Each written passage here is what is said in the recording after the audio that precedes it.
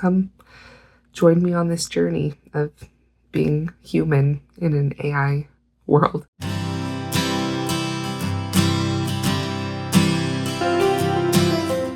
Hi there. Welcome to the first episode of Author versus AI. My name is Erin. I am a writer, and I am trying to keep the human in the humanities. We are just going to come up with a prompt. I'm going to give myself 30 minutes to write something. You guys are going to get to hear the unedited draft of whatever it is I write, and then I'm going to plug that same prompt into AI, and we'll see what we get. I don't necessarily think I can beat AI, but I want to do this for me. And I would invite you, if you're interested, subscribe and follow along with the prompt yourself. Set a timer for 30 minutes and post your results in the comments. And let's see what you all can come up with too. So let's find our first prompt. So I'll start with the writing down the bones deck. Begin with I'm thinking of, and every time you get stuck, simply come back again to I'm thinking of and keep going.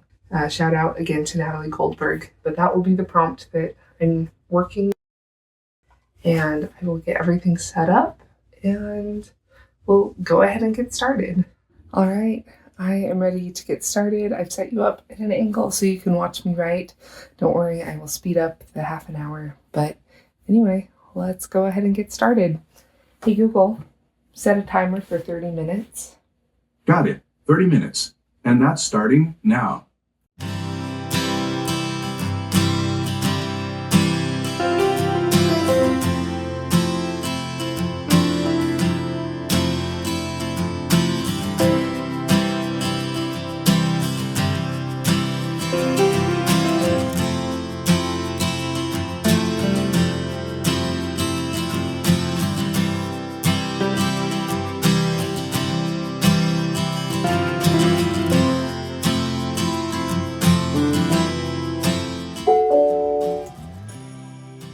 Christy is at the front door doorbell.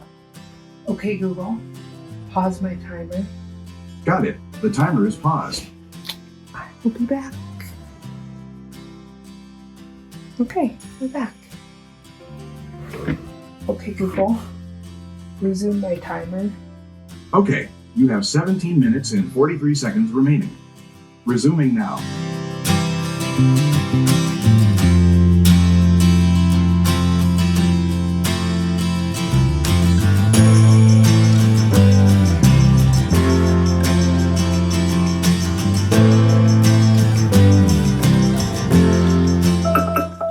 Stop.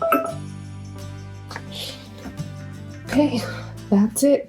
Okay, it is several hours later. I ended up just spending time with my cousin and my sister, playing games, eating dinner, having fun. But now I'm back and I am going to read you what I wrote. I'm thinking of this crazy challenge. Why am I doing this? I've had this idea in my head for a while now, starting a space where I can be creative and share what I love with others who love it too. And now I'm thinking about what if others don't love it? That's okay. This challenge, this endeavor is more for me than for anyone else. My relationship with writing has become so complicated when it used to be so joyful. When I was in high school, I had aspirations of writing novels.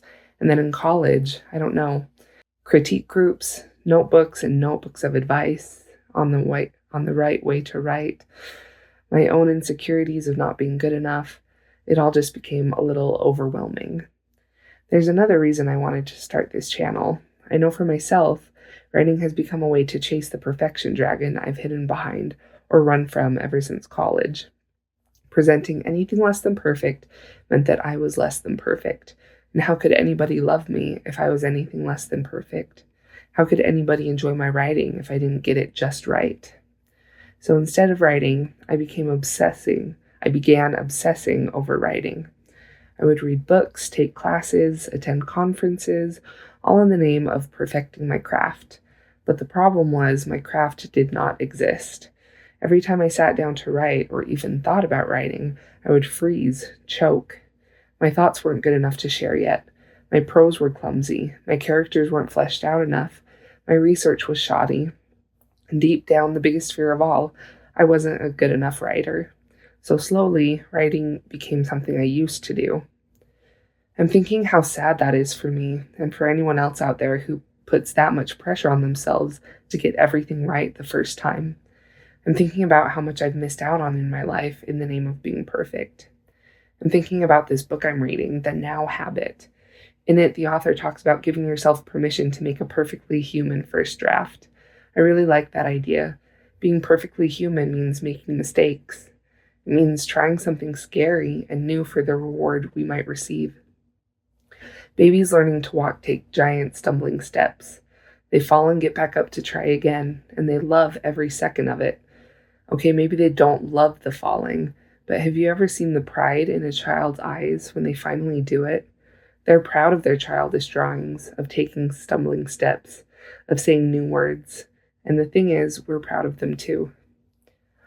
When do we, as adults, stop finding pride and joy in the imperfectness of people, in just being human? Why do we stop celebrating others for their failed attempts? More important, why do we stop celebrating ourselves? I'm thinking about how much bravery it takes to give yourself grace, to open yourself up to the risk of failure, of ridicule, of investing your heart and soul into something that others might look at and go, that's stupid, or that's already been done better by better people than you. How much courage and how strong of a self-core does it take to hear those comments and say, it's fine for you to think that, but I won't stop. My cousin just came to the door to hang out and play games. I was so nervous to tell her I still had 20 minutes left on something, but she was supportive, didn't ask any questions, and just granted me my 20 minutes. What would have happened if I would have just quit on this attempt? I think I was brave today, just starting this, to finally making what I've been thinking about into a reality. Real words on paper, real footage on my phone. But I think more than any output, I'm doing this to see what kind of internal changes writing every day and sharing every day brings in me. Already I can see a path of how my mindset might change. Before, where the path was riddled with thick roots of perfectionism and procrastination and thorns of self-doubt, I think this exercise will open up the beauty of the journey of writing. It's cliche, and I've heard it 1,000 times, to find joy in the journey. But I think there's also peace of mind in the journey, knowing that your first attempt at something new doesn't have to be your last, knowing that these words on the page can be altered, made better, pass after pass. I can refine my thoughts. I can refine my skills. Writing isn't all or nothing. That's another problem I have. I learned about that when I went to therapy, actually. Cognitive distortions. All or nothing thinking is one of my favorites. My writing is either amazing or it's horrible. I'm either talented or I'm not. The truth is, I'm human, which is somewhere in the middle of all the extremes I place on my morality and my worth. I'm thinking about time. 30 minutes is kind of a long time. This is turning out to be a lot of writing. Will anybody listen to the end? Or will I just be another voice talking into the void? I'm thinking about how much content is uploaded to the internet every day, something in the ballpark of millions of minutes, probably more.